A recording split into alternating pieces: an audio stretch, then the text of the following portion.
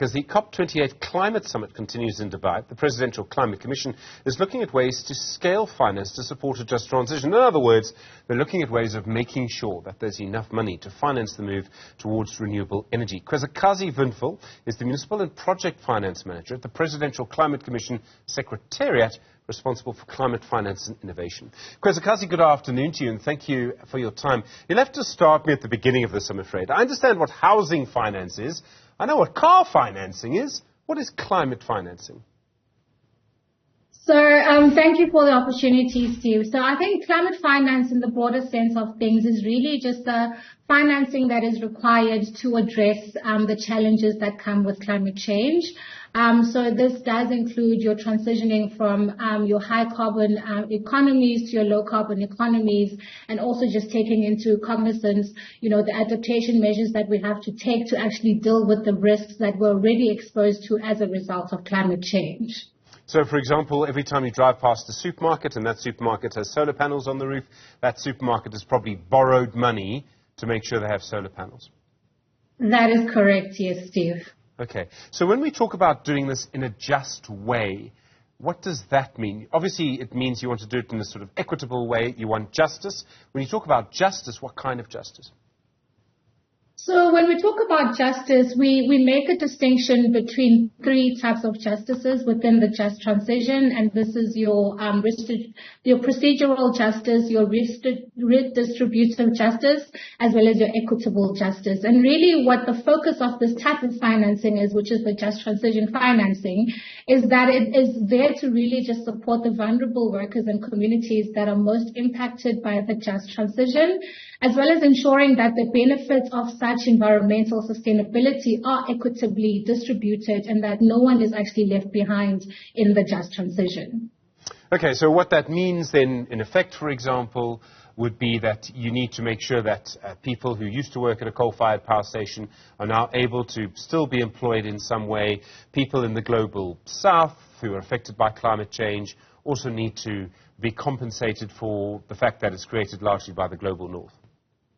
That is correct, Steve. We like to talk about, being able to, just as much as we share the risk of climate change, but also being able to share in the possible profits and benefits of climate change. So as we see industries sort of transitioning to your green economies, we do see potential for other benefits to the green economy, and we would like for other people that have been impacted by these transitions to also be a part of those benefits, and that's why we speak about equitable and restorative justice.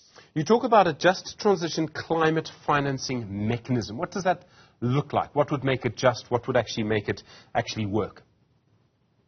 So your just transition financing mechanism is really a financing mechanism that looks at, financial investments that firstly do focus on reducing your carbon emissions, but equally paying as much importance to addressing the social and economic outcomes of moving to a low carbon economy. And I think the long and short of it is that, It must be, in some cases, it must be quite difficult to find this money. I know there's some money available. I know that people have offered us some money. But, there's quite a lot of competition for this money. That is correct, Steve. If you are aware, South Africa was one of the first countries that actually came up with a just energy transition investment plan. And as such, we have seen other countries now also come up with their own JIPs, like your Senegal quite recently, actually, I think the second African country to do so. We've also seen Indonesia as well as Vietnam also having their own JP plan. So we do foresee that this space is going to be quite competitive. But what I like about South Africa and what we've actually just discovered from one of the research that we've done is that a lot of the climate finance flows that actually have come into South Africa in the last 3 years, from 2019 until 2021, have actually been mobilized within the domestic market. So as much as, there's this need for the global north to sort of compensate the global south for climate finance, but it does seem that South Africa could actually find itself in a place where it actually has the ability to finance its own transition. We've seen for a long time some politicians have suggested the private sector isn't investing enough money in infrastructure. This is the kind of infrastructure the private sector really wants to finance because it helps the private sector. Yeah, so I think in our research, when we were developing the JTFM, we did identify a couple of challenges that we have noted with the financial ecosystem as it is. And I mean, a lot of these challenges are really on, the mismatch between what the requirements of private capital of the domestic financial sector requires in order to invest into certain projects, and then what is needed now to be able to finance the social and environmental justice elements of projects. And, we've noted things like your complex risk profiles that exist with these smaller projects, because they do come from communities, and these are community-owned sort of like projects. There's the mismatch between the investment horizon of what an expectation from an investor is going to be and what this project is going to require. But we go into much detail in the report about what we have seen as the barriers that could actually prevent us from mobilizing just transition finance. And it's actually quite a riveting read, because then you get to have a picture of how the actual financial ecosystem currently exists, and then what needs to happen for us to get to a place where we are able to finance these just transition projects. And Khwezikazi, I mean, a lot of this is about municipalities. Now, call me cynical, but there are very few municipalities I'd consider lending money to. If you look at all of the stories, the way the Auditor General talks about their money, are they going to battle to find finance to do what they need to do here? So I think municipalities, as we were developing this project or this mechanism, is that we have always had the view that municipalities are going to play quite an important role, quite a critical role actually in the implementation of the just transition.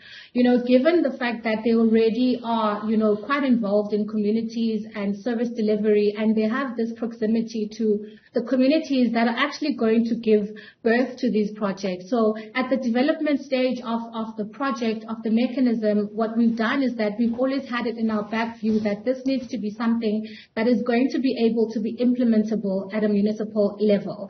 And I think in the short term of the development of the JTFM, as well as the implementation thereof, we do look at quite, aggressive capacity building within municipalities, because as things stand, like you've mentioned, a lot of our municipalities are not able to raise financing for a lot of their projects. So this facility actually looks at, what we can do to actually help them also with things like project preparation, making sure that the projects that they do actually come up or conceptualized are taken through a process of, rigorous development, risk mitigation, as well as getting to a point where they are at a point where they can be financed by the supply side of finance. So that is really, really one of the most important things that we hope the JTFM is going to be able to achieve. This is one of those moments, Khwezikazi, perhaps, where, to make climate change work, well, let me put that another way, to stop climate change, you really need to harness, the easiest way to do it is to harness economics and probably to harness capitalism. And that's really what you're trying to do. People will get their money back over the longer term. And in some ways, it would seem to be almost certain. The wind is probably always going to blow, and the sun is going to shine probably for large parts of the day. That is correct. So I think at the core of the JTFM, what we are really trying to do is create a facility that is going to have the structure to be able to blend, capital with what the needs of the financial sector are. So we're looking at different sources of capital. We're looking at perhaps the grant components of, what has been named as the JP. We're looking at philanthropies and monies that we can get from donor funding, and really just blending that with the private sector to ensure that even the smallest ticket size projects at community level are able to get financing, especially if they are tagged as just transition projects. Khwezikazi Windvoel, thank you. Municipal and Project Finance Manager in the Presidential Climate Commission Secretariat for Climate, Finance and Innovation. Fascinating to see how the world has changed. Well, in a moment.